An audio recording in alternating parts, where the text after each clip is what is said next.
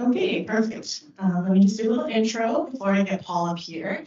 So just a land acknowledgement. We acknowledge that Fasken is situated on the traditional, ancestral, unceded territory of the Coast Salish peoples, including terms of the Musqueam, Squamish, and Tsleil-Waututh nations. We are privileged to work and play on these lands.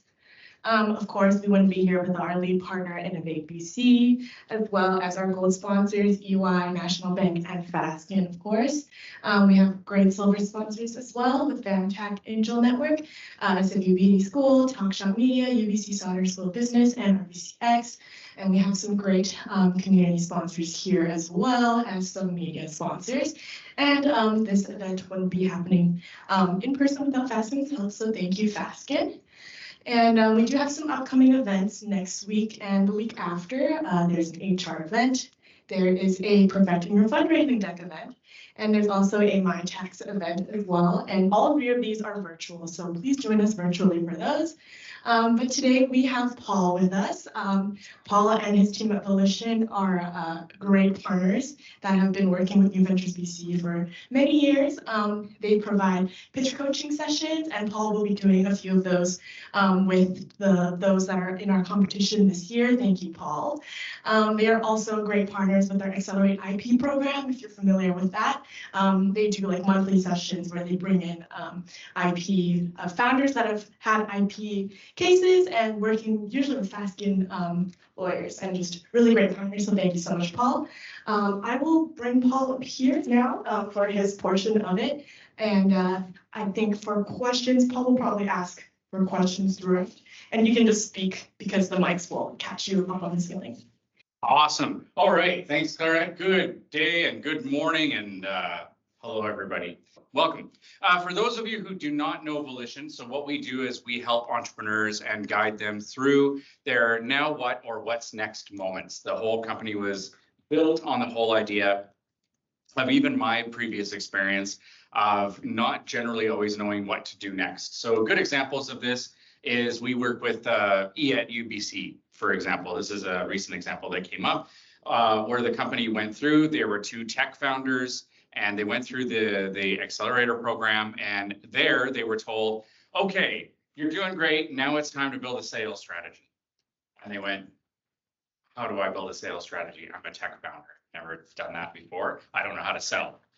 So basically, the whole company was built on the idea of helping entrepreneurs through what's next, what do we do now moments. And so I'm one of 20 advisory coaches on the team that work with clients on a one-on-one basis or one-to-many basis, similar to this. So we do a lot of programming, educational content and training, actually all around the world. So we work with organizations and companies in Canada, US, Mexico, parts of South America, parts of Europe, parts of Africa, and now South Korea and New Zealand. So we work with entrepreneurs everywhere, which is really, really cool. And so that's a bit about us there. So a bit about me. I am a 20+ year veteran of entrepreneurship. I started pitching and presenting in 2006 for my first tech company. And the simple short story of that is I had no idea what I was doing at the time, so I had to figure it out myself. And actually what I'm teaching you all today is essentially a culmination of the experience and knowledge I gained over all of those years of raising just over $4 million over my career, and the successes, the failures, and all of that put into lessons of what to do and what not to do. And hopefully you can take that and build it into your own pitches.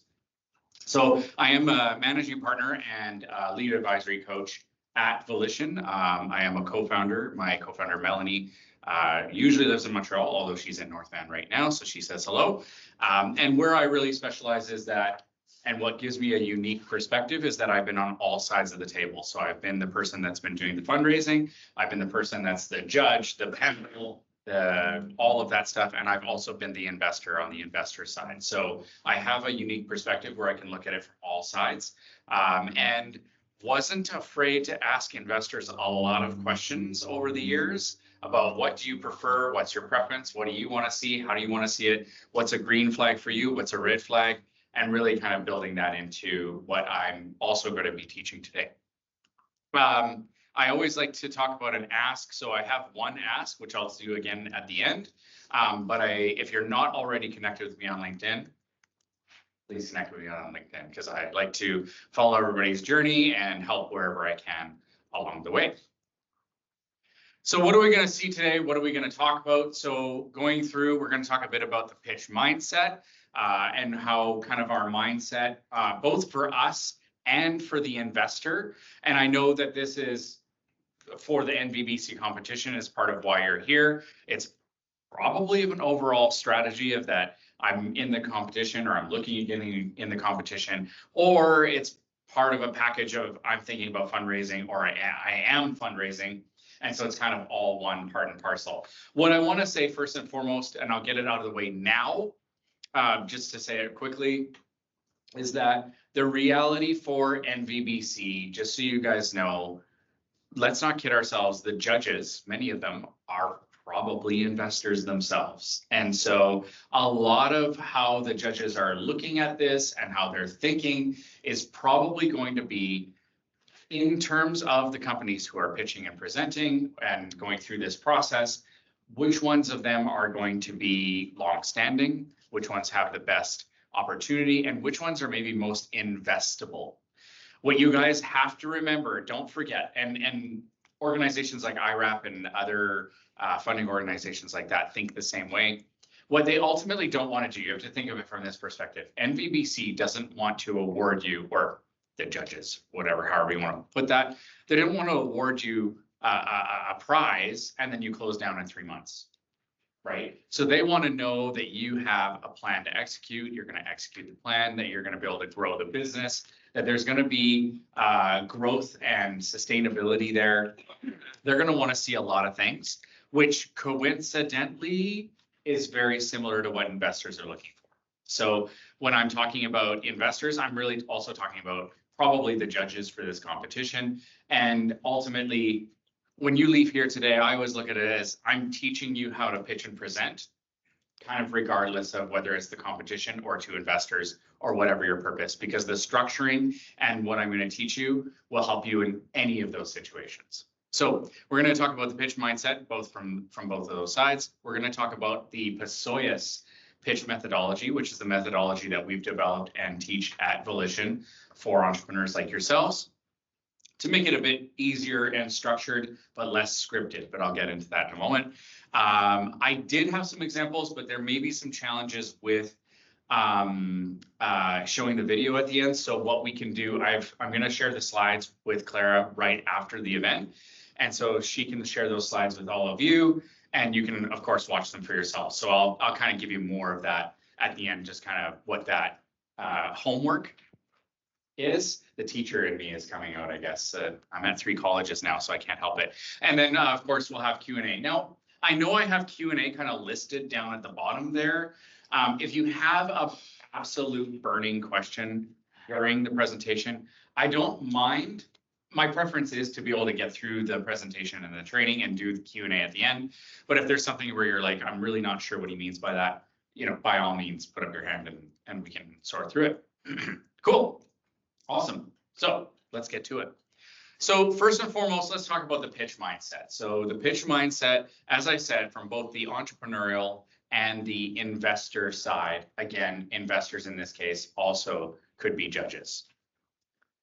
So what I've seen many times over the years is that, and since I began, a lot of times what I see and hear from most entrepreneurs who are thinking about fundraising or are fundraising is they get very into what I would call a transactional mindset. There's this sort of belief that I've seen a lot of times over the years where it's like, well, if I pitch, they're going to drop everything they're doing. It's the greatest thing since sliced bread, and they're going to pull out their checkbooks and they're going to pull out their cash guns and just start spraying cash up in the air. I have nothing against Dragon's Den or Shark Tank or anything like that. They're great shows. They're great entertaining shows. And I think that's the thing that we have to kind of bear in mind. It is for entertainment. It's on TV. What a lot of people don't realize, because I've had the opportunity of working with several companies who have pitched on Dragon's Den, and what a lot of people don't realize is, yes, you see a lot of deals go through on the show, but actually only about 20% of them actually end up going through past that point. And that's for several reasons. There could be cold feet on either side. They could start working together and realize it's not a fit. Or there's even opportunity or situations where the investor on the Dragon side starts doing the actual due diligence. Because remember, pitch isn't due diligence, right? So they actually start doing the due diligence and they say, well, on stage, you said that you had this many sales and this many contracts, but going through the due diligence, we don't see evidence of that. And there's some big gaps in your IP. And like, there's a whole bunch of things that could happen along the way. And they reserve the right to cancel the deal. So a lot of them actually don't go through. Now, that's not to put a dimmer on anybody here, that if any of you were thinking of like, yeah, I'm going to go on Dragon's Den. Listen, I'm not saying don't. I'm not saying it's not a good opportunity. Absolutely. But just remember, again, it's for entertainment. It's not how the real world works, okay? So the real world is, especially at the stages that you are all probably at, I tend to find most companies who enter the MVVC competition are usually in the angel investment stage, which means that you're somewhere between launch and Series A, right? And you're probably all at varying stages. I even know a few of you in the room. And so I know kind of some of you are a little bit further stages, some of you are a little bit earlier stages. I get that, right? What we have to remember, again, don't forget, is that angel investors are investing their own money. And a big misnomer I hear a lot. I just had a conversation with somebody the other day, a client out of Toronto, where they were like, I'm going to go raise VC money, VC money, VC. And I'm like, but you don't have any sales or revenue yet. How is that going to be possible? Because they're going to think it's the greatest thing ever. And I said, okay. So the challenge is VC are investing other people's money, and in their articles, they have minimum amounts that they have to look at before they can even look at you, right? So yes, they might all have the conversation, but what usually happens is they say, yeah, it sounds great. Keep in touch with us. And when the time comes, when you reach 700K to $1 million in revenue, then come back to us, right? Or sometimes I've even heard some bad VCs where they say, just do these simple things and then we can have a look at it. And then you get really stuck on like, okay, so if I do those things, they're definitely going to invest. And then you do it. And then they're like, yeah, but you still don't have enough sales, et cetera, right? So you have to be really, really careful with that. So most of you, if not all of you, are going to be at angel stage, which means they're investing their own money.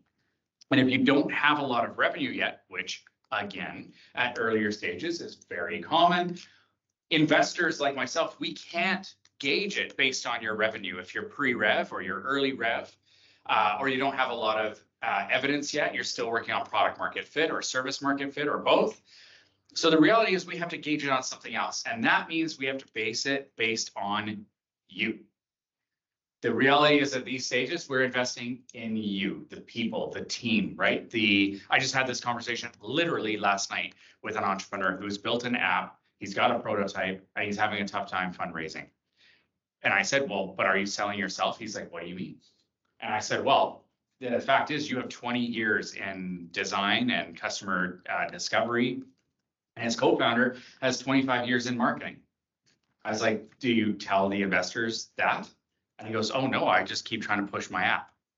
I thought, well, that's the challenge, right? So what we have to remember is that we have to get out of the transactional mindset, meaning I'm going into the pitch to get the check. That is almost never going to be the case. Yes, there might be pitch competitions, but just like MVVC, there's a lead up. The investors, the judges, they're going to get to know you along the way. There's vetting panels. There's, you're going to go through this process, and I'm going to call it a filtering / learning process, right? And so the reality is it can't just be about just getting the check. What I've learned over the years is it really needs to be about a lot more, about building valuable, useful connections, getting to the conversation. Okay, so don't go into a pitch scenario with the idea that they're going to give me a check. Go into it with the idea that you're going to make connections and get conversations. Because at your guys' stages, generally what's going to happen is the magic truly starts to happen when the people sit down with you and they get to know you. Because again, we're investing in you, not necessarily the business. I know many investors who've invested in people over the business. Because don't forget, also, your business could pivot 5 to 7 times before you reach product market fit. It's very common.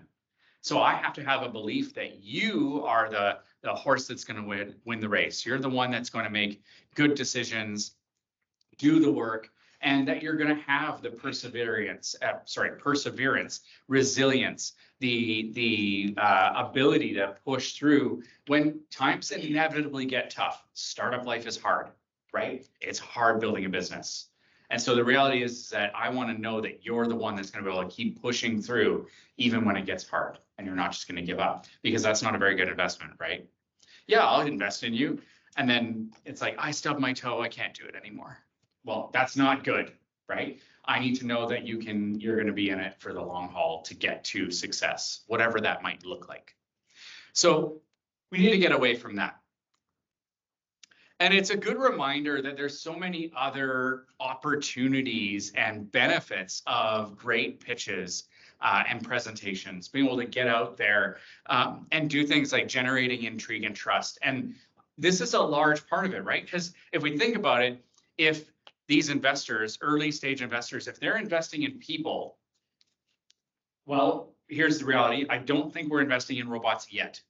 I should double check. There's no robots here yet, right? And BBC hasn't started allowing robots to do applications yet. No, okay, good, yeah. So as far as I know, and as far as you guys know, we're all human. And there's a funny thing about us humans. We like human connection. We desire human connection. And a large part of that connection is that ability to trust somebody. And I know it might seem strange sometimes to say, well, if somebody's pitching, can you really trust them through the pitch? Well, yeah, look, I'm not saying that it's like going on 100 dates with them. But I think there's something to be said that when you see somebody on stage and they're telling you a story of what they've built, you can hear the passion, you can hear the conviction in their voice, you can hear, what they're building, and really start to begin to trust that, yes, this person knows what they're doing, or at least they've got a great idea of what they're doing. And I can believe that they are going to push through and have all those very beneficial characteristics, right? Because I know you guys know the opposite, which is if somebody is up on stage and pitching, and I've seen it many times, somebody's up there pitching and you're like, I don't know if I believe what they're saying, right? Like you hear pitches, I've heard pitches over the years. I'll never forget one in 2019 where somebody came up on stage and they're like, we're going to be the biggest business ever. He's like, it's going to be bigger than eBay, Amazon, and Google combined. And we're going to be like the Apple of services. And we're going to make $1 million in our first year. And in our second year, it's going to be $10 million. And we're going to be doing $1 billion by year 3.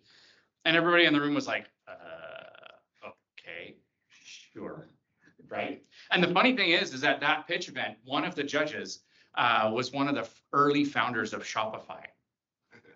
And that fellow, he goes, so I don't want to poo-poo your idea, but just know that there's a lot more work to be done. And he's like, you might want to go revisit some of your numbers and your plan and your strategy.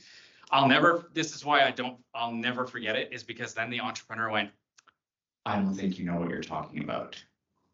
Yeah, the whole room went, I think there was no oxygen basically left after that moment, right? That is a clear sign of like, I don't know about you guys, but I'm not going to invest in that entrepreneur. I'm sorry. I'm just not going to, because I can't trust what they have to say, right? I can't trust the plan. I can't trust what they're building. And this is a great opportunity for you to generate that intrigue and trust to a point where, gosh, this person really seems to have a really good idea of what they're talking about. They've got a great plan. I can really sense that passion. You know what? I want to sit down with them and learn more. I really want to get to know this person and their team that much further, because maybe there's an opportunity here. But again, notice I haven't said anything about money yet, right? That's the later conversations. I hate to say it, but I often relate it to kind of like dating, right? I won't get into the whole Tinder thing. That's a different story. Okay, so the other idea, like I was saying, is that the idea here is you want to get to that second conversation, right? What you're really attempting to do is whet the appetite for further conversation. Okay. So the idea here, because like I said, that's where the magic starts to happen, where you really get to know each other. And like I said, at earlier stages, those angel investors, they do want to, it's going to sound weird. They want to have a relationship, not like that. It's okay. Don't calm down.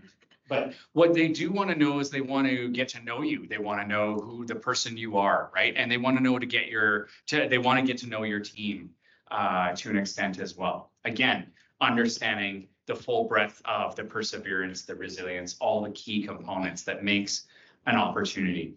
Because what they're looking to do is to de-risk as much as possible, right? One of the key things you have to remember, investors go into a pitch already having decided not to invest. It's our job to convince them otherwise. And what we do to do that is everything we do helps to hopefully de-risk the opportunity enough that they want to pursue looking into it further, right? So it's a really interesting way to look at things because, you know, again, so many people I've met over the years go into it going, I've got the greatest thing ever. It's going to be amazing. Everybody's going to love it. It's going to change the world. You should invest. And you're like, and what?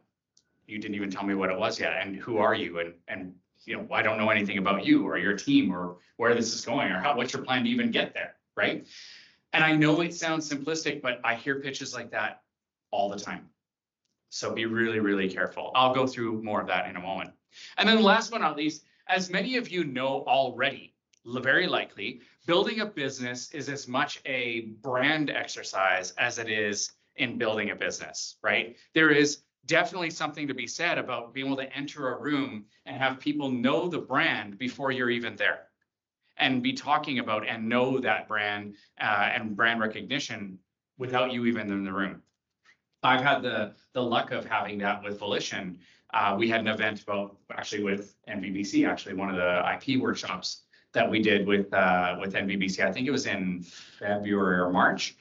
We did it at a competing law firm who I will not name here. And I remember I walked into the room, my assistant was there, she had already set everything up. I walked in the room, we had a banner and there was two people talking by the banner and they're going, oh yeah, Volition, I've heard of them before. Yeah, oh, the other person was like, yeah, they're really good. I got help from them doing this and that and that. And I'm standing there, I'm like, yeah, this is cool, nice. And they said, yeah, what brings you here? And I said, I'm from Volition. They're like, oh, cool, right? I don't mean that as a bragging point. I just mean the ability to have that brand present you before you're even there is really, really beneficial. And the reason I'm saying that is because one of my favorite pitches ever was from a founder here in Vancouver. Her name's Kara Sam. You can see her there. I don't know if this has a laser. Oh, it does. Look at that. Laser beam. So that's Kara Sam. She's the she's the founder and CEO of Canada's second largest kombucha company, which is called Bucha Brew. And I will never forget it because she came to Volition used to host a lot of pitch events pre-pandemic. And so one of the events we used to host was women's pitch nights. And so she came to one of our women's pitch nights. She did very, very well. Her pitch was amazing. But in the pitch, she talked a lot about how not a lot, but she talked about that she had a lot of purchase orders and was ready to launch into stores at that time. Since then, she's now in stores all across Canada and doing very well. But this was sort of pre that point. So she was talking a lot about all the purchase orders she has and the excitement about launching a market and expanding across Canada, et cetera, et cetera.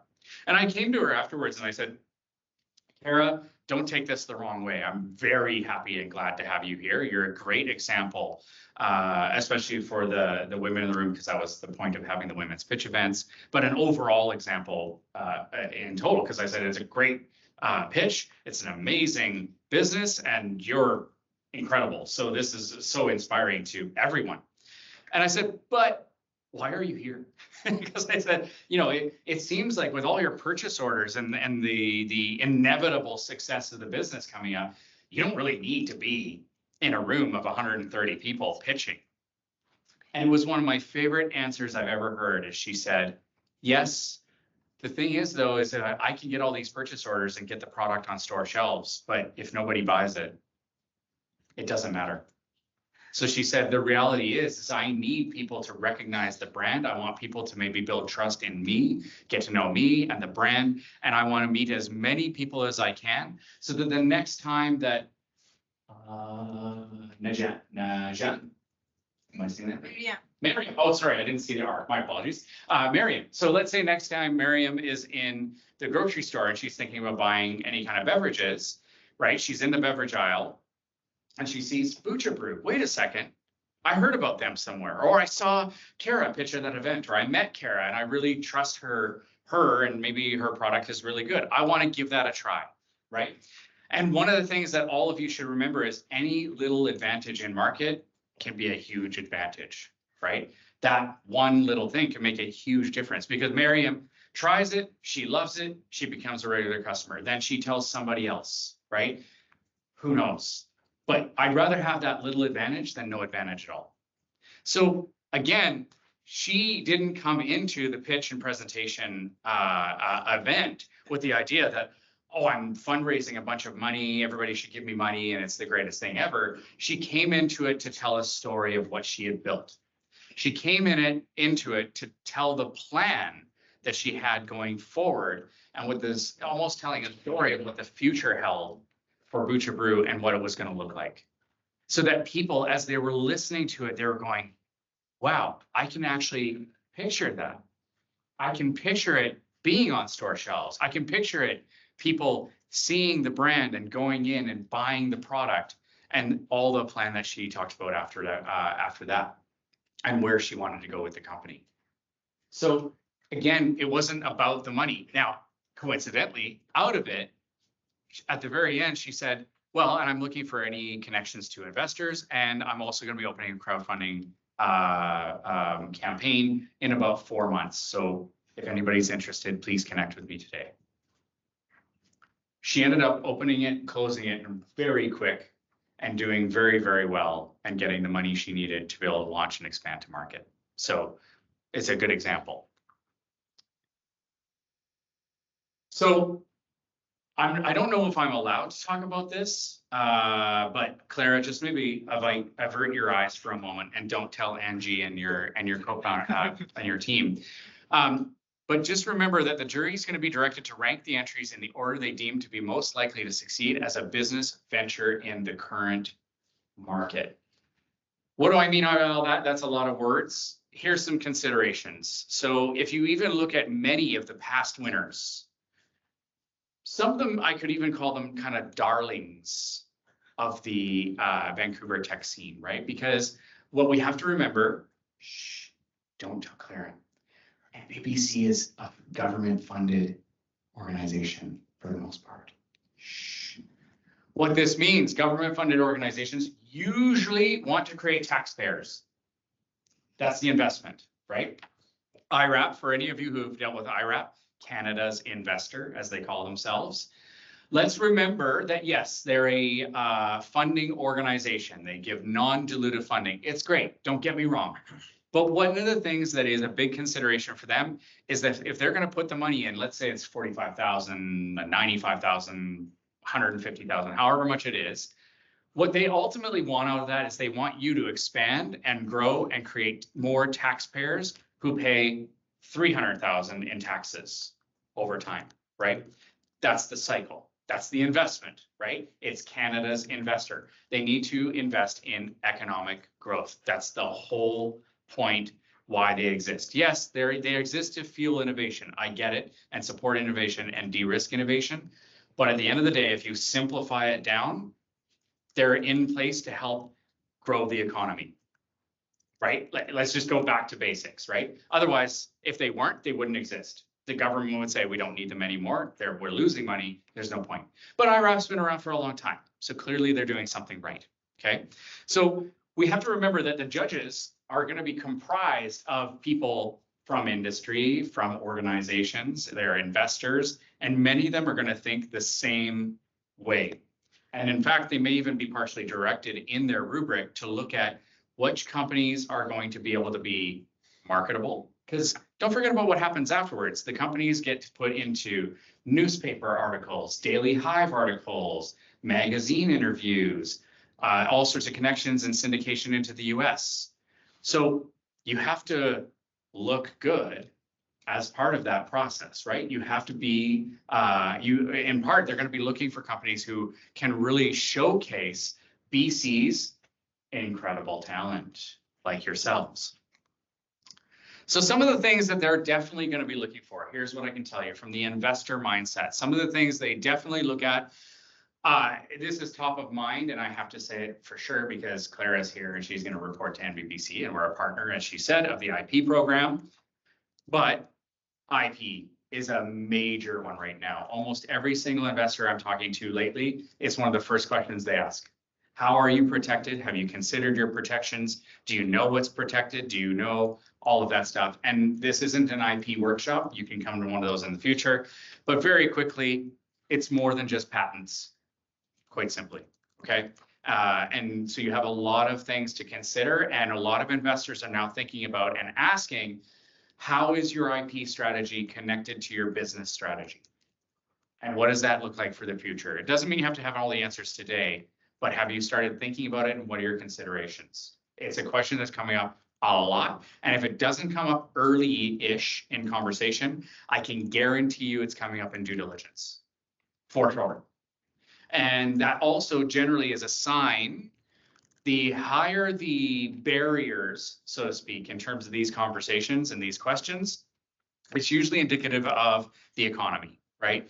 The economy is a bit weird at the moment, and that means that there's a lot more risk aversity in the investment space, especially in Canada. And so they're going to ask deeper questions. Listen, I remember from 2006, 2007, 2008, 2009, this question wasn't being asked very often.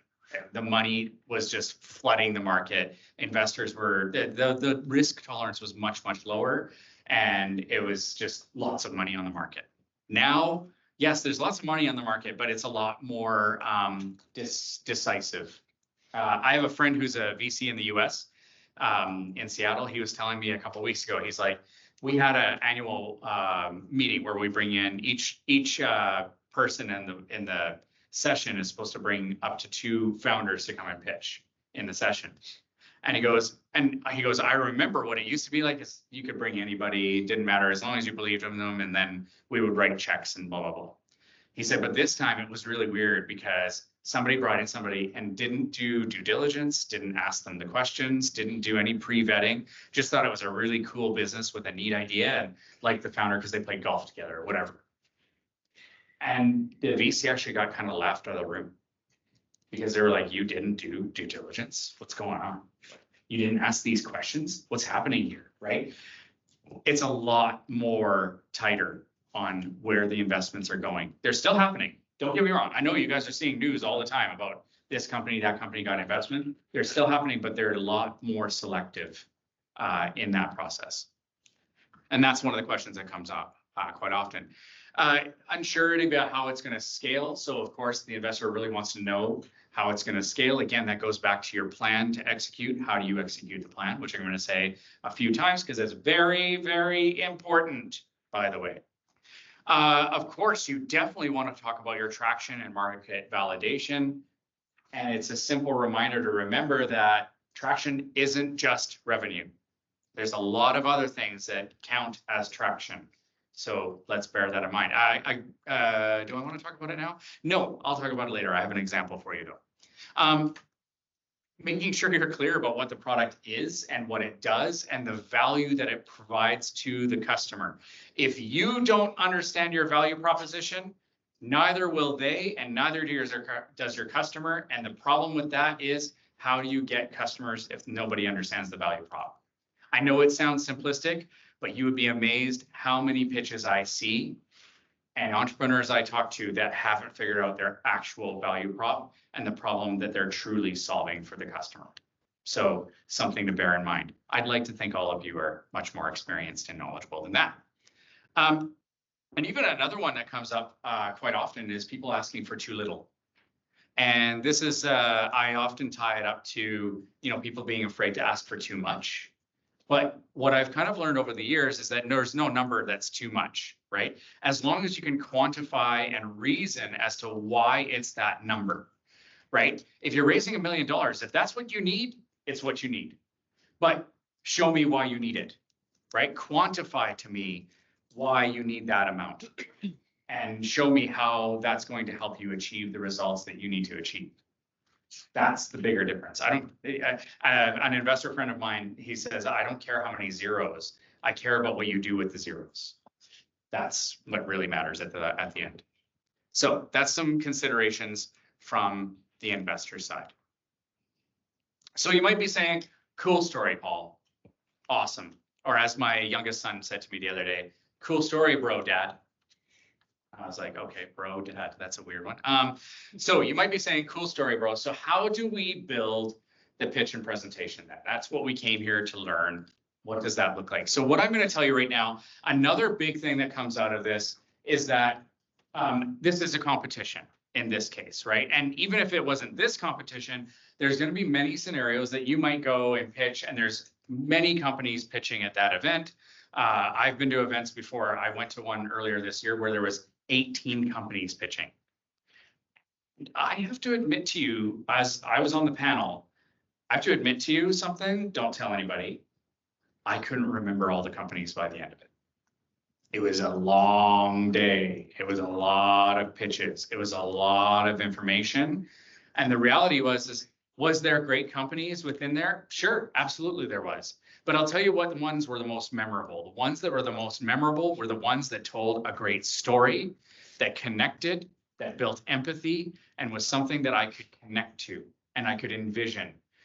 Some would even say that some of the best ones were the ones that did a narrative storytelling, right? And for those of you who are unsure about that, what narrative storytelling really is it's telling a story to make the person feel like your audience, you make them feel like they're there, or they were part of it, or that they can envision it, right? They can see it for themselves, even though they're not there, right there with you, right? Now, I know some of you might be saying, yeah, but Paul, I script my pitches and I use artificial intelligence now. There's ChatGPT. I get it. I hear you. And I'll tell you right now, I'm here on a monthly basis because I do pitch roundtable sessions with Vantech, who Clara mentioned earlier. And you're right. There's a lot of companies that go into those pitch sessions having kind of scripted their pitch through ChatGPT or any other tool. That's fine. I always think of AI tools like that as it's a tool. And with AI, one of the things you always have to remember is if you put crap into it, you're going to get crap out, right? So ultimately, I've still heard a lot of not great pitches as a result. And what's worse or more challenging is a lot of the people then get up to go pitch and present, and then they sound like this. Hello, my name is Paul. I am building a thing. It is a great thing. You should definitely invest in my thing.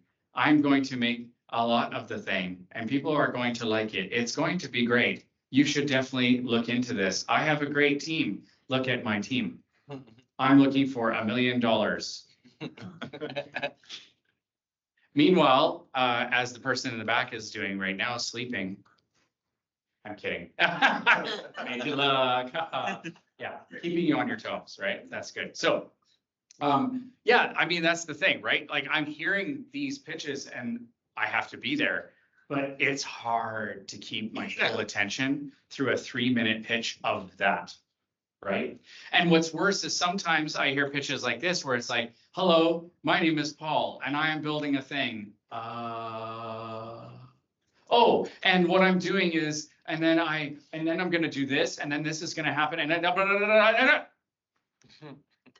you're like, I don't know what just happened. What's going on? Right. Or what's worse is they freeze. Because here's the thing. What happens is we think, oh, we can just script it. Right. And then what we'll do is we'll try to memorize the script word for word. And then what we'll try to do is we'll try to say the script word for word and in front of an audience full of our peers while they're all looking at us. And we're all nervous because are they going to love my baby as much as I love my baby? Oh my God, it's so scary because I'm telling other people my idea and I don't know what's going to happen and who knows what they think and people are judging me. Screw them. If they're going to judge you harshly for being up on stage, that's their problem. Don't worry about that part. The thing that I see a lot is people try to script their pitches and it doesn't go too well. And the reason I bring up the Vantech thing is because over the past several months in those roundtables, a lot of the work I've been doing as a pitch and presentation coach more recently is really on more of the human presentation and the styling and the purposeful breaths, for example, the dramatic pauses, they're useful. When you're up on stage, you're kind of acting a little bit, right? There's got to be a bit of drama and sometimes to even have a bit of empathy built in, right? So one of the best pitches I ever heard was a company out of the US that was building a solution to detect cancer and tumors. And she started off the pitch, I'll never forget it. She started off the pitch just like this. Hello, my name is Elizabeth. And 2 years, my father passed away from a brain tumor. But it wasn't the brain tumor that killed my father. It was the invasive surgeries that he had, which was a total of 3 afterwards because they didn't get it all the first time. See what I did there?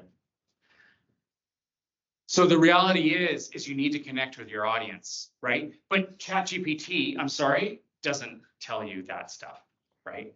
That's where people like myself come in to coach on things like that, right? And so a lot of the coaching I've been doing lately is, well, okay, this is great, but have you considered putting in a little bit of a pause here? Take room for a breath in this moment, right? Connect with your audience, do purposeful little things. There's great examples of this over the years. One time, years ago, I had a tech company. It was a retail tech company.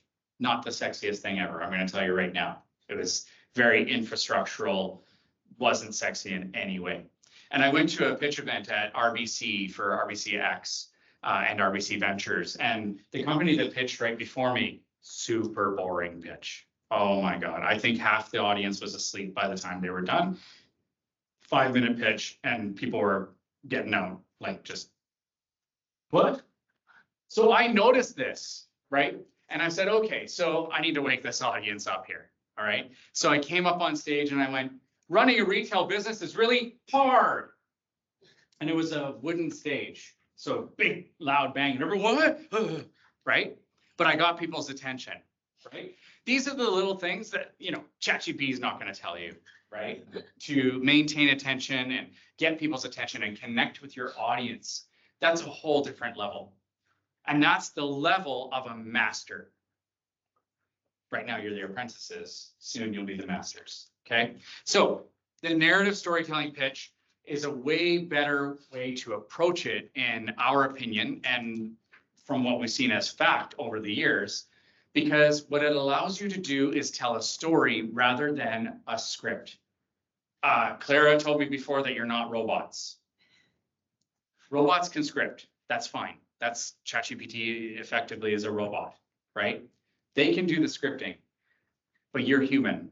So there needs to be a human element to it. And I tell you right now that if you're doubting, but Paul, maybe I'm not a good storyteller. You're a better storyteller than you are a script writer, a script memorizer, and a script repeater. We're all born with the ability to tell stories. So we just have to tap into that capability. And here's the fun benefit. As entrepreneurs, you all know your stories. If I asked you right now, who are you? What do you do? Where do you do it? Why do you do it? When did you start and when are you launching? How can I help? I all but guarantee that I bet you all of you could answer those questions, most, if not all of them, very simply and easily. You know your story, so now you just need to tell your story in a compelling way to whet the appetite for further conversation. If you see the connection I'm going, you're not asking for the check. You're whetting the appetite for further conversation. So the benefits out of this is that you get to be less scripted. So you're not robotic up on the stage, I hope. You can help to help yourself and your audience too by maintaining their attention. Because the reality is if they're not listening, if they don't have your attention, they're definitely not investing. I'm sorry to say, right? So you need to be able to maintain their attention, have a good, strong flow so that you can get through that pitch and presentation and people remember it afterwards. especially in those situations where there's a lot of competitors and a lot of pitches. You want to be the one that's remembered at the end because, oh yeah, that pitch, the way they told that story, I don't remember exactly all these little details, but I do remember what he said about. That really connected with me. We should talk to them further. And actually, I think there's really something there. Yeah, do you remember that? Oh, no, I don't remember what their name was. What did they do? I know it sounds crazy, but I hear that in deliberations after pitch presentation competitions and challenges all the time. So something to bear in mind. The other advantage too is that when you have a story and structure, you can make sure that you're ticking the boxes. Some investors I hear, they call it filling the buckets. What this essentially is making sure that you're providing all the information that they desire, that they want, that they need for you to be able to provide for them to start ticking the boxes and de-risking the opportunity to know, is this something I want to pursue further? Is this something that is going to continue and grow and be potentially successful? So again, cool story, Paul. So how do we build the pitch? What does that look like? So this is where I'll introduce you to our Pasoyas pitch building methodology, which is unique to us. And before I get into that, one of the things that I want to repeat again, because I said before, it's extremely important. An old friend of mine, some of you might know him, Jayesh Parmar, formerly of Picotic, exited to Eventbrite. One of the things I used to love that he used to say all the time, back when I was hanging out with him, because I'm so cool. Look at the name drops, right? As former NBBC participant. You know, one of the things that he used to say all the time was, what is your plan to execute and how do you execute the plan? And ever since he said that to me, it resonated with me. It stuck with me because it's true. This is a huge part of what investors and judges are looking for. What is the plan to execute? And how do you execute the plan? And can you show that within your pitch and presentation? Yes, you can. And in fact, you can even tell it from a storytelling basis that helps the people who are listening envision exactly what that plan looks like and what it looks like when you execute it. And that's a beautiful thing because listen, if they can envision it, now you're starting to get them to envision it for themselves and go, oh, maybe I need to be part of that. And imagine what I could bring to the table if I was an investor or if we help them get to the next stage. So let's talk about that. So Pasoyas, what Pasoyas stands for is problem, solution, opportunity, which includes you and the team, and the ask, and it's all connected together with a story. So let's have a look at this. So first of all, I'm just going to tell you on screen right now is purely an example, by the way. The business for the slides, the sample slides that are showing on here, that's not a real business. It's made up just to give you as an example. But one of the things years ago, I was thinking about building like this smart thermos that you could set the preferred temperature of your beverage so you didn't burn your mouth and tongue. Because I burn my mouth and tongue all the time from coffee I drink because I teach at 3 schools and have 3 businesses and I have 3 kids and 3 cats and 1 wife so far. And I need a lot of coffee. So I burn my mouth a lot. So I thought about, oh, I could build this device that's connected to your phone. You set your preferred temperature. Anyways, I never did it because I was too busy. I had too many things going on. But ultimately, we can use that as an example here, right? So this statistic, just so you guys know, is completely made up. It's not based on any research, anything like that. So ultimately, though, what I'm getting at is when you're talking about the problem, you want to keep it simple. Keep it stupid simple. The KISS principle, okay? Keep it stupid simple. Explain that problem in a way that anyone can understand. And here's the pro tip that I'm going to give you is no matter the length of the pitch, your problem section or statement section, whatever you want to call it, the amount of time that you spend talking about the problem should likely not be more than 30 to 45 seconds. Because here's the reality. Here's the reality to you. There's a lot of problems in the world, sorry to say. There's also even more ways to solve those problems, right? I don't know if anybody here has ever taken a coding course or does any coding or development. probably a few of you. And yeah, cool, awesome. So the reality is if I went to a programmer or somebody who does coding and I said, solve this problem for me, the way Miriam solves it with code is probably completely different than how Armin does it, right? Because there's different types of code, there's different ways to code, there's different platforms, there's different tools. You could use an open source solution. There's lots of ways to get to the solution.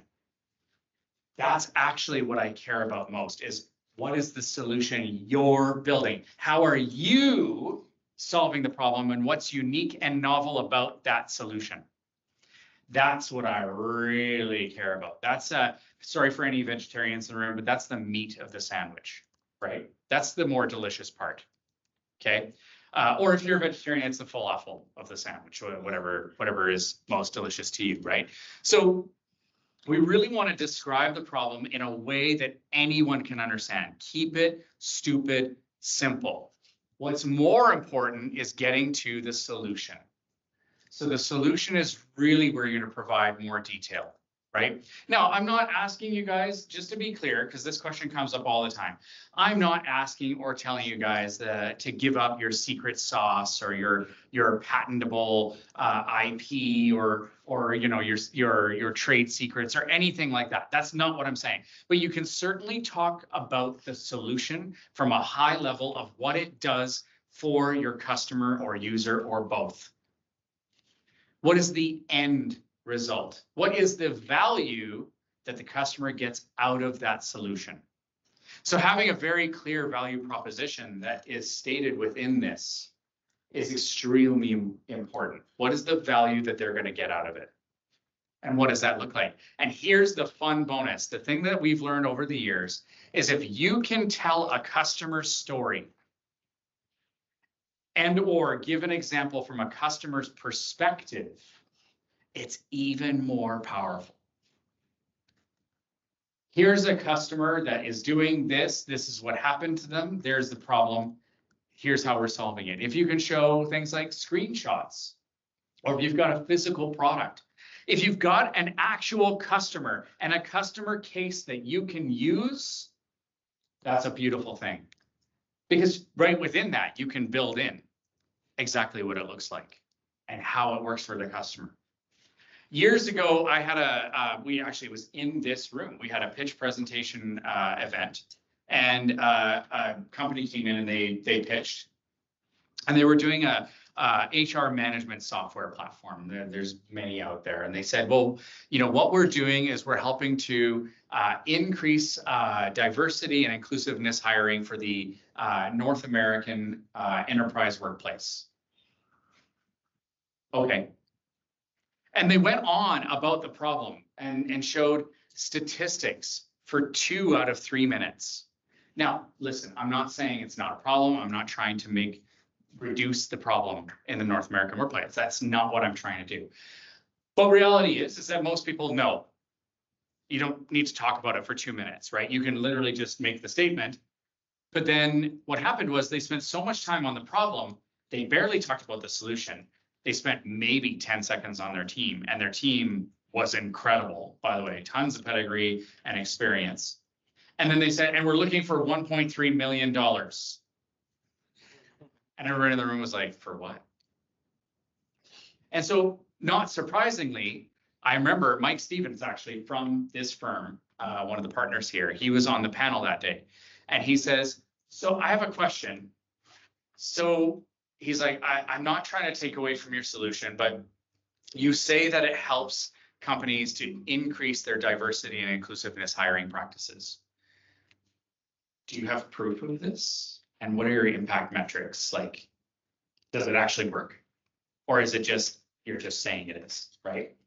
And they said, well, of course it works. We have LG and Microsoft as happy customers.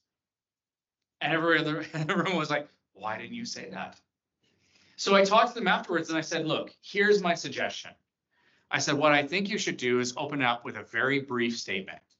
Diversity and inclusivity is a major problem in North American enterprise workplaces.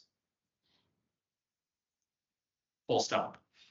And I said, the reality is if somebody in the audience says, no, it's not, they're not your customer and they're not your investor. right? But unless you're Donald Trump, I think everybody knows that it's a problem, right? So the reality is that I said you can keep your problem statement simple, but then I said, why didn't you show LG as a use case? And fun bonus is you can now talk about that you have a customer.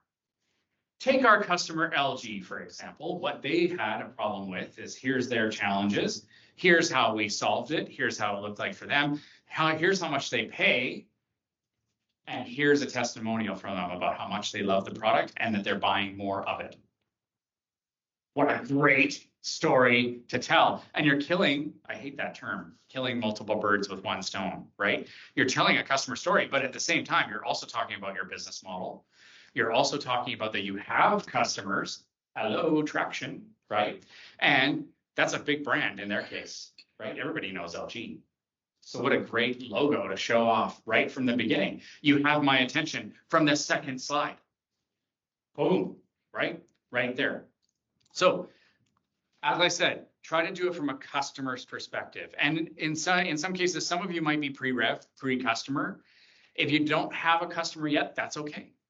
Tell us a story of what it would look like with an ideal customer. Who's the customer you're targeting? Who's your best customer? Give me an example from their perspective. What would it look like in their hands? And then we move into the opportunity. And of course, the opportunity from an investor perspective is, how is this a business? How do you make money? How do you grow? And how are you sustainable? So if we think about that, that's the opportunity. So this is where we get to show off these things. Now, it depends on the type of pitch event it is. Generally speaking, I go with 3-year projections, but MVBC I think has a further requirement than that. That's okay. But ultimately, you know, it is a good reminder that all of this is fluffy clouds and rainbows. We don't know. We don't know what the future holds. I have no idea how much exact revenue I'm going to make in 5 years. I have no clue. And judges, investors know that too. But why is this information important? Because a well-formed set of financials and projections, not financials, sorry, projections, financials should be in due diligence, but projections, a well-formed and thought out set of projections shows us that you have a plan to execute and are going to execute the plan. And what it shows us even more so inside of that is that you have goals and that you can set goals, because a good set of projections aren't just a made up like, oh, well, I think like I'm gonna like totally do like $4 million in like the third year, like, oh my God. It should be based on, my goal is to sell X amount of units for this much. And then it's going to be a X percentage increase month over month, and over time, this is what it looks like, right? And you should be able to explain that to an investor.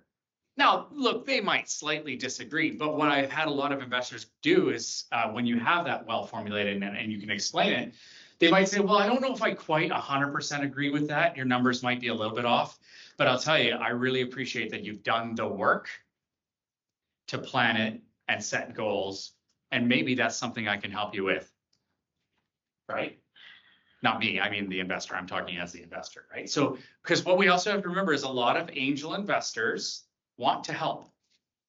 They were probably entrepreneurs just like you at some point, and they want to get back and they want to help and they want to help you grow. So sometimes even as part of their investments, it's not just about the money, it's also about the knowledge, the doors they can open, the capacity, these different things that they can give you that you might not otherwise have. And sometimes some angel investors, some investors look for those little things of like, yeah, I could give you money, that's great, but where can I help? They're going to be looking for little things like that. So it's this is a really important, and again, if you have customer examples, even better. Because the belief is if you can get 1, you can get 2. And if you can get 2, you can get 4, and so on and so forth. So I'm going to show this slide to you guys. This is a very common set of slides. We see this quite often. Some of you, most of you probably have things like this in your decks. And don't worry, I'm not telling you to rush out of here and remove them from your decks. Don't worry, okay? But what I am going to tell you is just to be careful. What we usually see is we see the competition slide, which is usually your XY axis, or a lot of people have the sort of grid with the check marks and X's, right? That's fine. And then we see a lot of people, I see a lot of this slide, which is the TAM, SAM, SUM, the total addressable market, the serviceable addressable market, a serviceable obtainable market, et cetera, et cetera. And here's what I usually hear at this slide. We have a huge market opportunity. Our total addressable market is $1.3 billion, and we're going to access some of that. But our serviceable addressable market is only going to be about 14% of that. So therefore,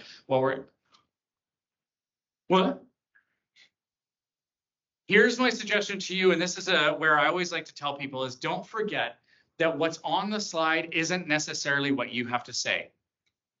And this is going to sound offensive a little bit. It's not meant to be. But here's the reality too, is if you're just going to tell me what's on the slides, I don't need you there. I could do that myself, right? I can read. So if you're just going to read the slides to me, that's fine. I'm good. Okay. Just send it to me and I will have a look at it. Okay.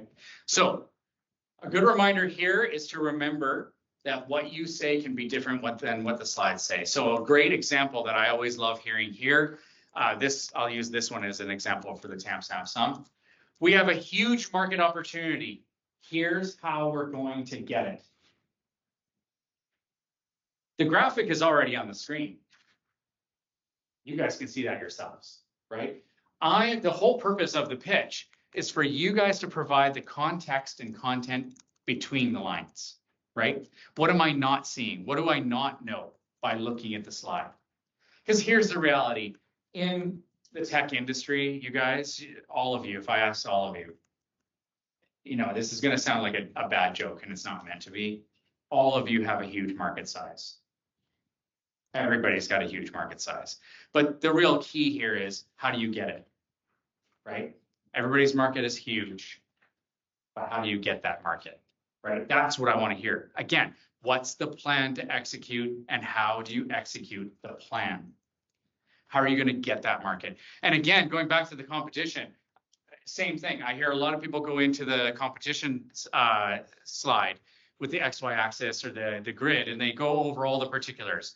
As you can see here, we have lots of competition, but of course, we're in the top right quadrant because we're so much better and different and unique. But then what a lot of people don't actually talk about is how they're actually better, different, or unique. And let's not forget, hopefully this doesn't scare any of you, but competition will always exist, whether it's direct or indirect, okay? So what I really want to know here is the graphic's great. You can have it on the screen. Fine, that's great. I can see it for myself. But what I really want to hear from you is how you're better, different, or unique, and how you're going to be the horse that's going to win the race. And then when you win the race, how are you going to stay ahead in that race? That's the kind of things that I really want to hear about. So, and a great example of this is I had a client several years ago where they were building a solution that was similar to Airbnb, but it had a particular niche to it. And she went through the pitch. The pitch was really good. And at the end, I said, well, it's interesting because you went through, you had a competition slide, but you didn't talk about Airbnb at all. So I said, I have to address the elephant in the room and ask you, like, why? Why didn't you talk about Airbnb? You even had a competition slide. And she said, well, because I was worried that if I mentioned Airbnb, right away people would dismiss me and say, oh, a competitor is Airbnb, you have no chance, you're going to get crushed. No way. And I said, actually, for me, it was quite the opposite, that because you didn't address it, it made me feel like you don't have a chance and you're not better, different, or unique in any way. And I said, but here's the strange thing is you've been in business for 8 months and you're currently doing $10,000 to $14,000 a month in revenue. You must be doing something right. You're winning business somehow and it's growing. So how is that happening? Why are you better, different, or unique? Tell me that story and how you're going to continue to grow on that and take market away from Airbnb. They have a huge market. They can afford to lose a little bit. It's okay. Don't be shy. You can take some. It's fine. They won't be angry. And if they do get angry, maybe they buy you. Fun fact. So I'm not going to go through this, as I said before. I'm going to share the slides with Clara afterwards, and she'll share it with you. This is just a quick kind of view on some of the financial information that may be important that you might want to consider in the presentation. So I can't stand here and say, everybody should include this thing and this thing and this thing and this thing, because everybody's different. Every business is different. And the numbers that are important to you might be different to the person next to you. So these are just some examples of some things that you may want to consider, either including or at least knowing about, and or start tracking, because ultimately, depending on the type of business, the investor is going to ask these questions at some point. And the last, not last but not least, the next big one is there's no opportunity without you. Now, I know it might sound crazy, but you'd be amazed how many pitches I see. I see, on average, per week, I usually see about 12 to 14 pitches. And you'd be amazed how many of those don't talk about the team at all. Not even the CEO or founder who's doing the pitching. No team slide, no nothing. They just talk about their sliced bread and how it's the most amazing sliced bread you'll ever have, which is fine. But again, at earlier stages, who am I investing in? And if I don't know anything about you, I don't know anything about your team. And if you're a solo founder, that's okay. Tell me about yourself. Tell me what makes you tick. Why you? Why do you care? Why you? There's an old saying, which is why you, why this, why now? Why should I care? Right? And so if we bear that in mind, I need to know who your team is. I need to know who you are. Why are you the key people that's going to make this happen? Why are you the people that are going to execute the plan? Now, listen, I'm not saying, as you can see there even, right? What I see sometimes is on the opposite scale is then people have an entire biography written for each team member. And it's like 3 pages long with like notes about the person. Again, we don't need that either. What I love hearing is things like, we have an amazing team that has a combined experience of 45 years of experience in industry. One of the CTO has a previous exit, and we've all suffered from this challenge. So that's what causes us and drives us to want to change the industry and make a solution. Right? I just made that up right now, but something along those lines, right? Why are you the key people that's going to make this happen? So make sure that you talk about yourself and the team. Don't be so humble. I know we live in Canada and we talk about that a lot, but you don't need to be so humble as to not include the team. Because again, if I don't know who you are, I can't invest in you. Quite simple. And then last but not least, what I always recommend, and what we always recommend at Volition, is that you always end with the ask. Because if we think about it, what we're doing is we're telling a story. And every great story ends with a conclusion. It ends with a, or adversely, can end with a call to action, right? Well, in my mind, I mean, listen, I sold vacuums door to door when I was 17, 18 years old. And one of the first things my uncle taught me was call to action. You need to ask for the sale. If you don't ask, you don't get. In fact, he started doing that as dating advice, because he was like, if you're not going to ask, they're not going to go out with you. Quite simple, right? And he's like, so you need to ask for the date, because if you don't ask, you're not going to get the date. Quite simple. And so similarly, if you don't have an ask, they can't help. Okay. So what I always recommend is always have an ask. And I always recommend to end with your ask. Because you've built up, if you do this really, really well and you do this properly, you build up this amazing story. You get people really excited. They're like, oh my gosh, this team is amazing. They've really built a solution that helps their customers. They've already got some traction. They've told me a lot about how they're going to get to market, how big the market is, and how the plan to execute, how they're going to execute the plan. This is really amazing. I wonder what they need to make it all happen. Well, by the way, what we need to make it all happen is our ask. We're looking for X to achieve Y. Sorry, it's not a math class. Don't worry. Don't get too concerned. It's not an algebra question. Okay. But when the sun passes the moon at the accelerated rate, no, I'm just kidding. Anyway, so the big key here is one thing that I always like to remember is what does the ask achieve?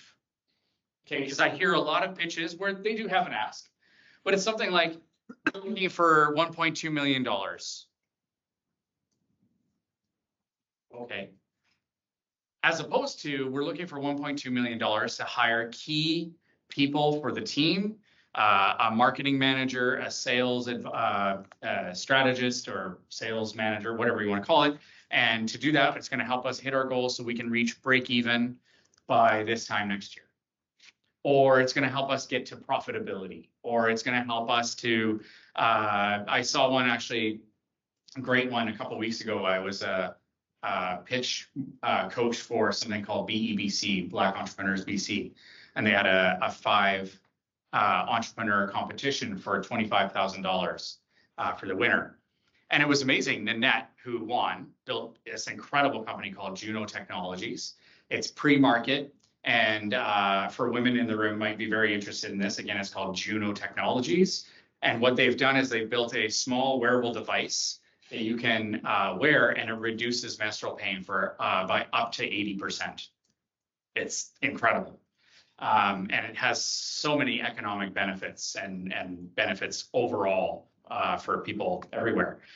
And what was awesome in her ask when I was working with her, what we did is we changed her ask, and the ask at the end was, we're looking for, I forget the amount now, I'm going to say 500K. I don't remember how much it was. We're looking for 500K because what that will do is help us to distribute our first 200 units that are certainly currently on a wait list pre-order. I mean, hello, right? So you're basically telling me that if I give you money, tangibly, you're going to deliver the first 200 products to your customers. Yum, right? That sounds delicious as an investor, right? Because now you're delivering a product, you're getting into people's hands, you're going to get customer feedback, you're going to get hopefully testimonials, and in this case, hopefully women everywhere going, I got this device and it helped me significantly. Now I don't have to buy as much chocolate, or still buy as much chocolate if you want, even more if you like. But ultimately, I don't have to worry about trying to carry around a hot bag or like the hot water pad or whatever, right? Like, this is a huge solution. And you're going to have a whole bunch of happy customers that you've changed their lives, and you're going to get testimonials, which is going to result in more orders. Yes, that's what I want to hear as an investor. Okay. So what will be achieved with the ask? What does the ask achieve? What I would always say with the ask is be as specific as possible. Actually, a few years ago, I was doing pitch coaching for the NBBC, and there was a company I worked with, and we did their pitch online, and they had an ask, which was great, but the ask at the end was, we're looking for $250,000 to $450,000. I was like, well, which one is it? Because that's actually a pretty big range. And the challenge for me is when there's a range like that, it makes me feel like you don't have a plan with that money.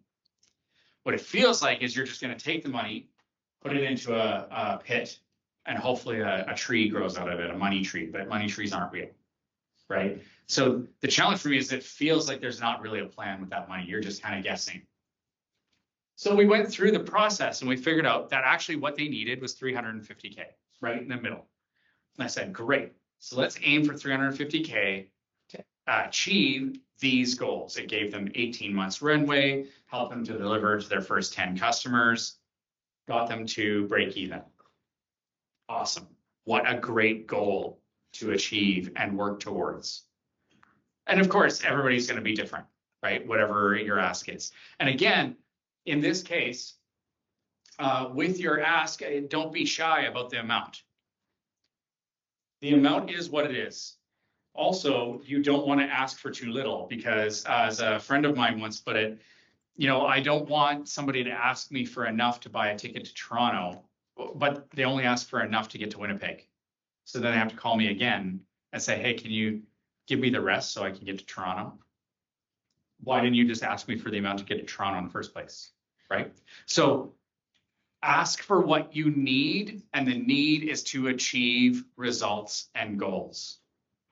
So whatever that is and whatever that looks like.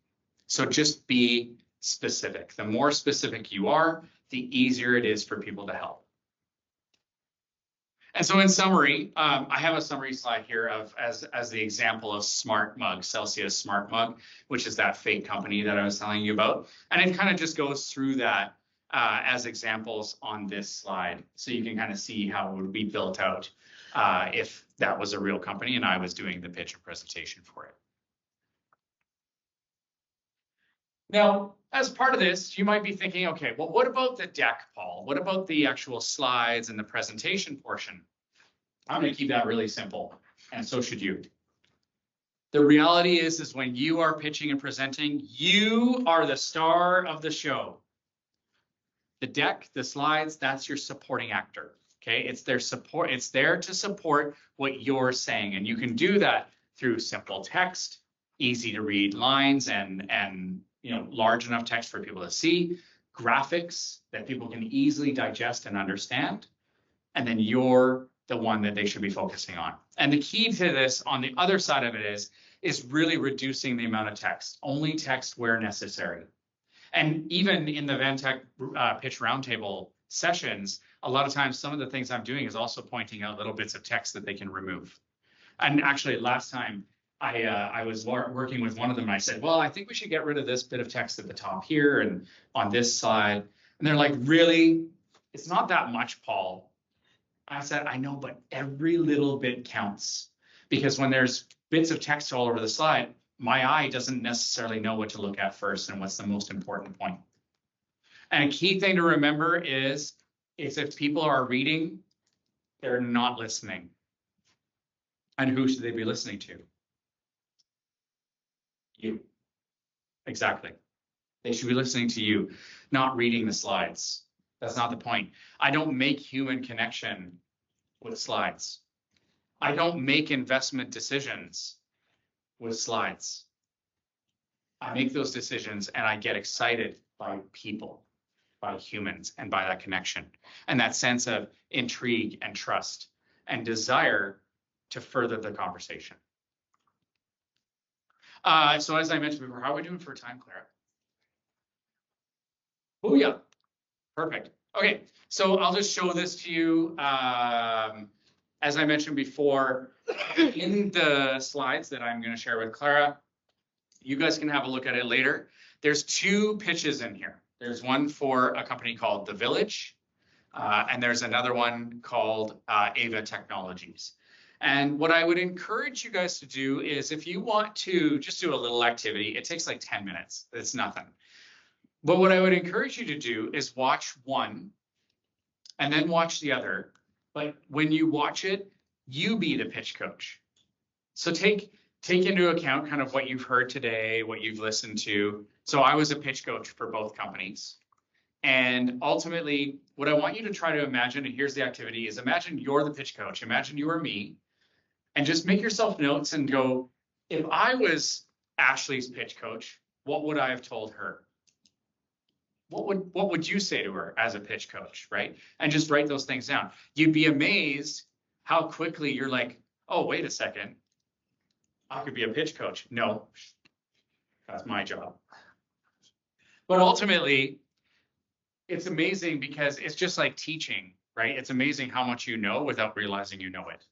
And it can give you a really new perspective because you can go, one of the things you might say is, oh, she talks really fast. She needs to slow down her pacing. And then you go, I've heard people go, oh, geez, maybe I should do that. Aha, see, you're catching it for yourself, right? It's a great learning methodology. So do it with hers and then do it with Valerie from Ava Technologies. And there you will notice a difference between the two pitches and then figure out for yourselves which one you think is better and why, okay? You don't have to report it to me. This is just fun little homework for you to do, but it's beneficial, I always think. And I'll end it off there. So as I said, again, my name is Paul from Volition. And if any of you ever need help with understanding what to do next, or what now? If any of you have that question coming up. If you need help with your pitch and presentation, if you need help with financials and projections, if you need help with marketing strategy, sales strategy, we help with pretty much anything you can think of except for legal and accounting, because those are boring and illegal for us to do. So, but pretty much anything else you can think of in startup life, we have people for that. So just reach out. And at the very least, you can go to our website or you can connect with me on LinkedIn. And I'm always happy to help however I can. That's it. Thank you.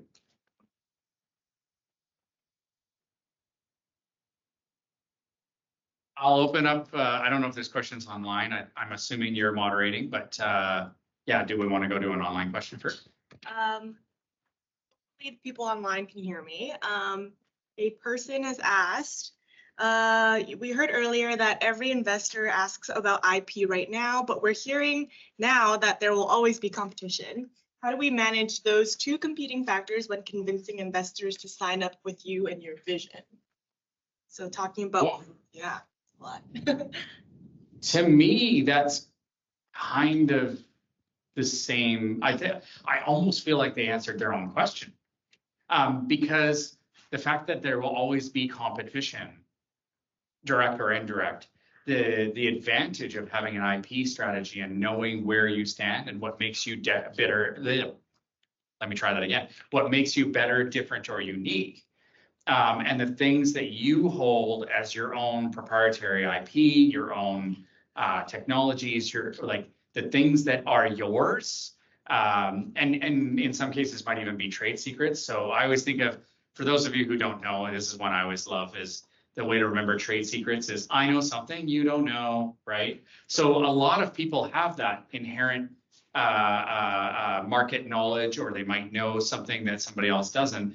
That is actually something that gives you the competitive advantage, right? So knowing, again, I think that they ended up answering their own question, because knowing what makes you better, different, or unique, how you approach something in a novel way as compared to somebody else, and really being able to understand that both from a strategic standpoint, like I said, business strategy, to a IP strategy standpoint, and then be able to express that to an investor or judge or whatever, that can be a huge game changer, right? So I hope I answered the question, but I think they technically answered their own. Yeah. There's one more online. This one's about storytelling. If we're in a relatively mundane space like B2B supply chain, which may not be conducive to impactful story, and we are early stage, what can we do to stand out? Oof.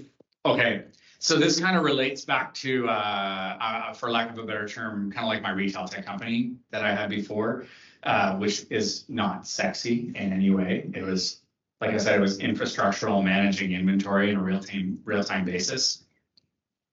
Ugh, boring. But how I spiced it up was using customer stories. In our case, we had the advantage that we had a pretty big brand name customer on board, which people thought was a really cool brand. I can't say it now, but we just talked about them more than us. And so in the case that if they're like, what I'm hearing here is that maybe they're sort of a bit ahead of doing that. But what I would suspect is if they don't already, they should have like a target persona or a target customer in mind. Probably all of you have a target customer or target persona in mind of who you're building this for. Like when we're finished, we're going to launch this to the market, and this is going to be our persona, our customer, right? And some of you might already have customers and are figuring that out.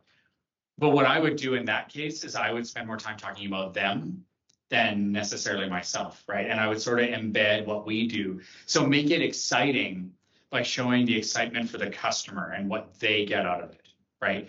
And then that way you're building up excitement about your value and your solution, which people can connect to. Again, I hope that answered the question, but yeah, that's what I would do. Focus on your customer, not yourself. Yeah. Any questions in the room? Sorry, I'll go here first and then. Sure. Do you recommend having different pitches if your solution is applicable to different industries?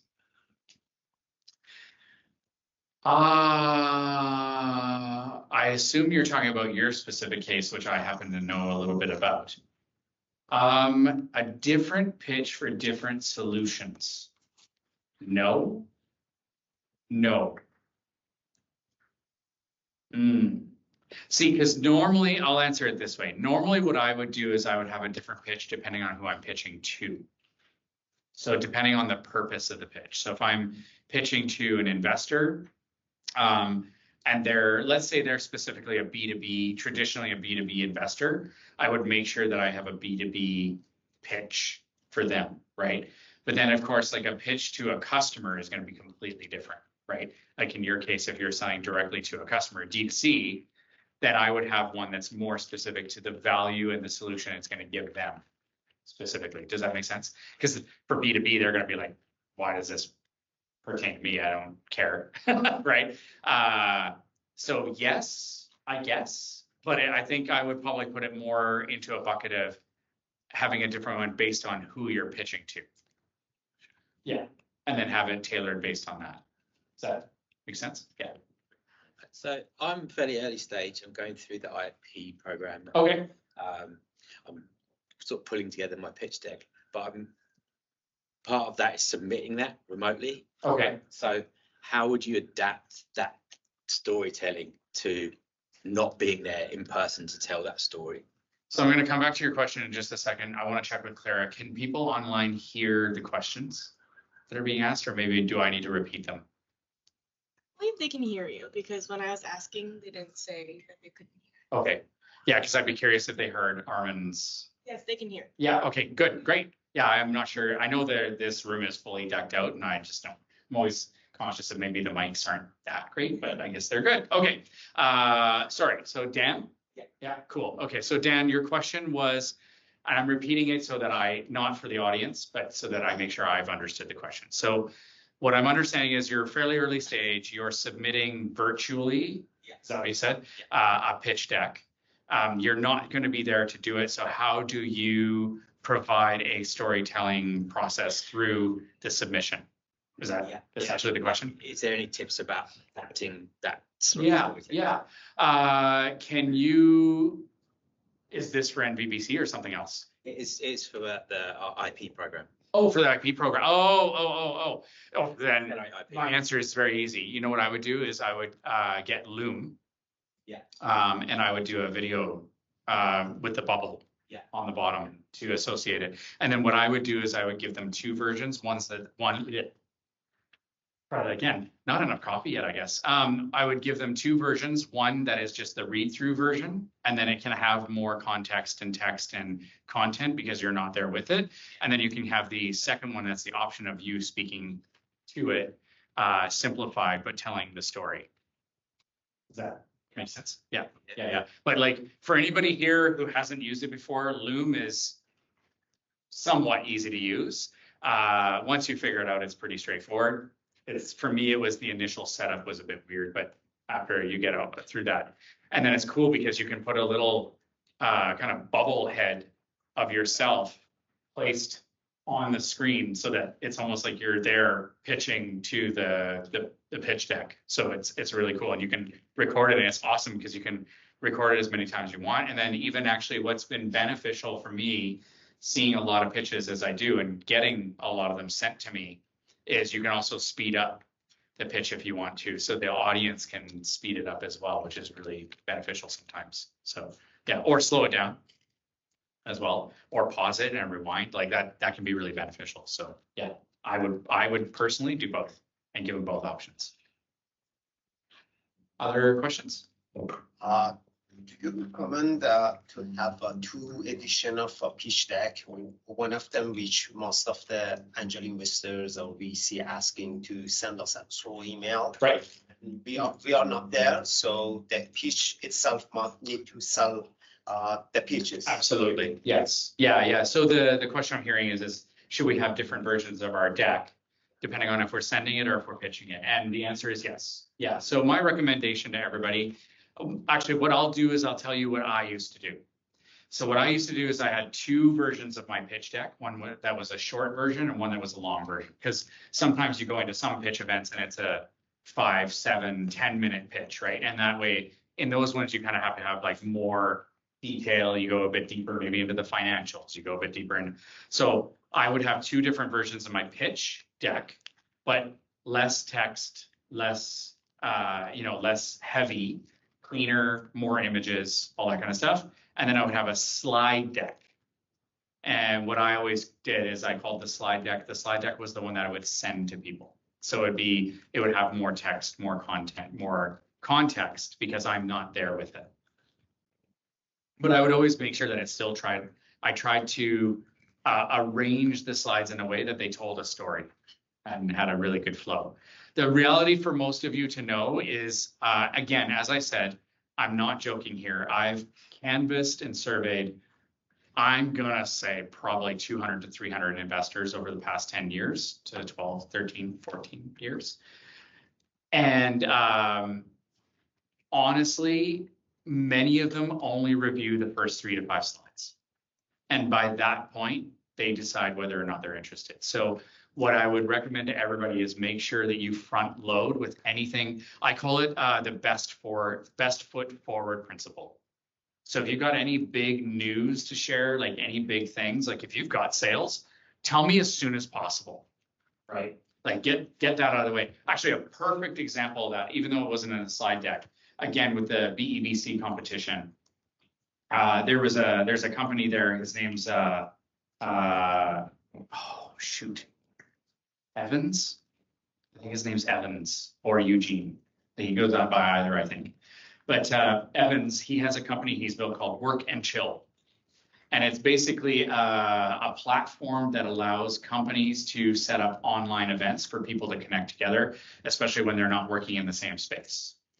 And as I say that, probably there's some people in the room go, is there really a market for that? And I felt the same thing at the very beginning. When I heard the description, I was like, that's got to be a tough market. I can't imagine. That was the first time I heard the pitch.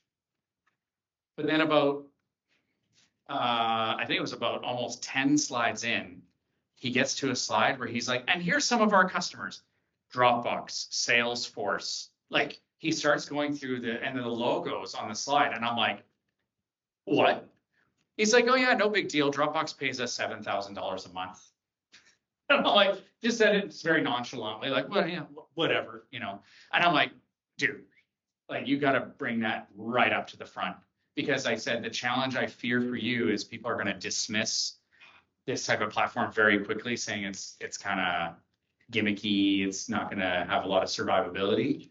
But the fact that Dropbox started at $700 a month and has upgraded to $7,000 a month over the last 8 months, that's a sign that you've got something, right?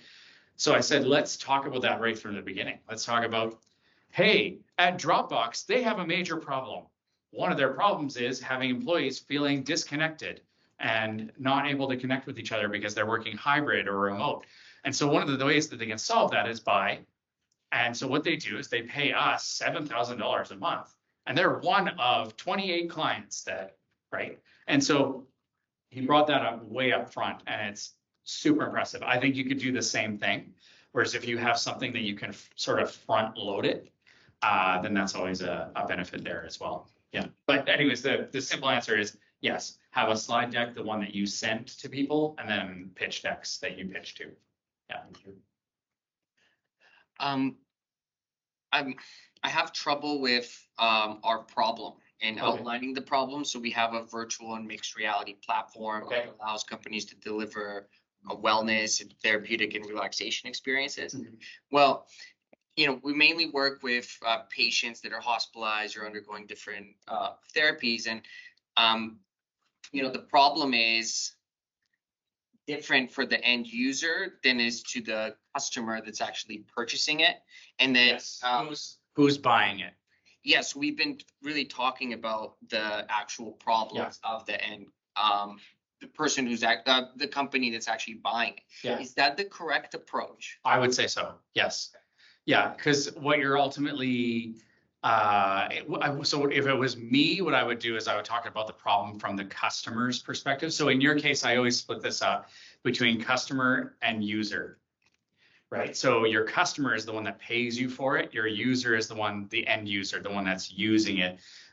So this is effectively sort of B2B2C, right? So I would focus on talking about the problem from the customer's perspective. The solution could be from the user's perspective. And then we also offer this in other markets. So then senior living homes, Right. we're even having kind of like doctors, nurses themselves using it. Yeah. We're looking at fire stations. Right. Clubs. How do I weave that in without hurting the bigger story? Yeah. And do I just kind of leave that till the end? Like we're exploring these other markets for Right. further growth once we validate within our main kind of target demographic. Yeah, for sure. Yeah, you've kind of answered your own question, so good job. Because yeah, what I would encourage you to do, and this is the same for all of you, I would encourage you, because many people have that scenario. I've had many clients over the years that have a similar thing where they're like, yeah, we started with this, but we also have a lot of other verticals that we're looking at, we're researching, we're investigating, we're doing customer discovery, but we don't know for sure necessarily 100% yet, blah, blah, blah. What I would encourage you and everybody here to do, if you're in that scenario, find one main narrative to stick to. That's like the main one you're focusing on right now. And then to your point, when you start talking later on about your plan to execute and executing the plan, you can maybe even right here.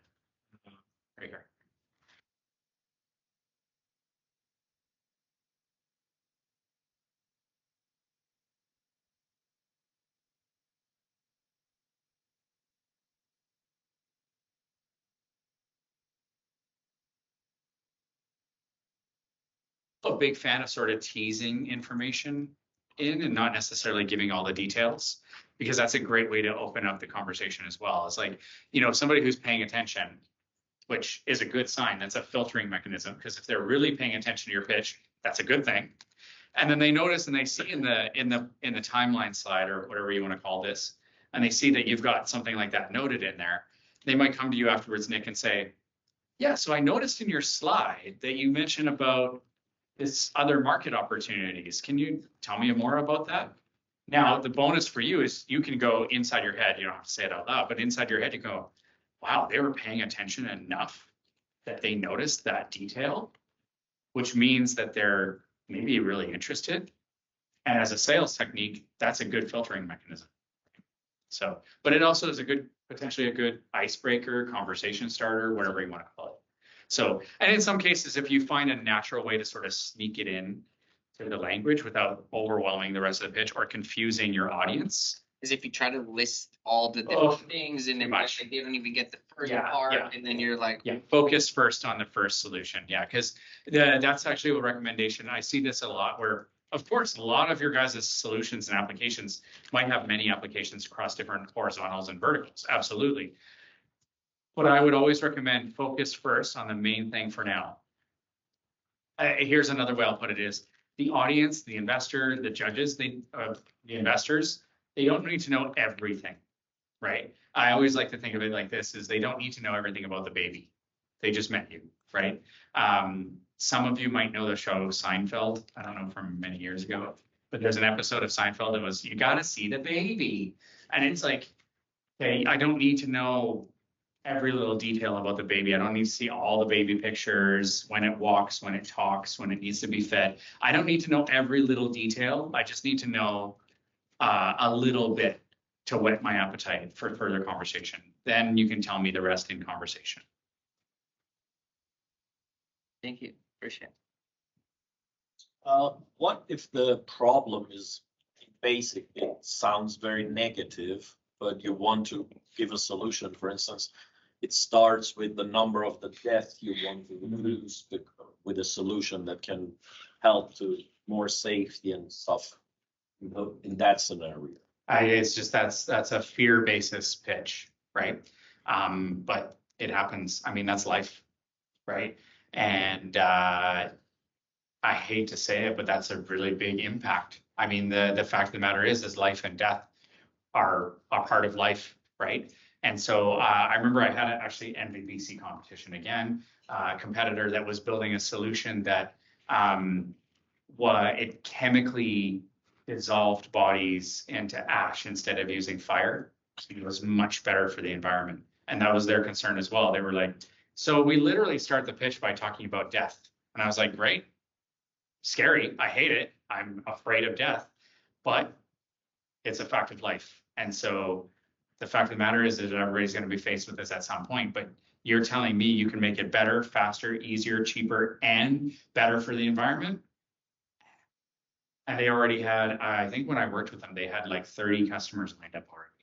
So there was a market, right? So it's, yeah. So I don't know, for me, I wouldn't be afraid to talk about it that way. Sure. But I think the trick to it is you have to be sincere about it, because this is one of the things that I see. I'm going to relate this kind of to health tech companies. Maybe that's the space you're in. I'm not sure. No, it's about more of road safety. Oh, road safety. Okay. Because one I'll relate it to is I worked with an entrepreneur recently that was in health tech. Very scientific minded, engineerial. And when they started the pitch, it was like 1 in 400 people die because of this.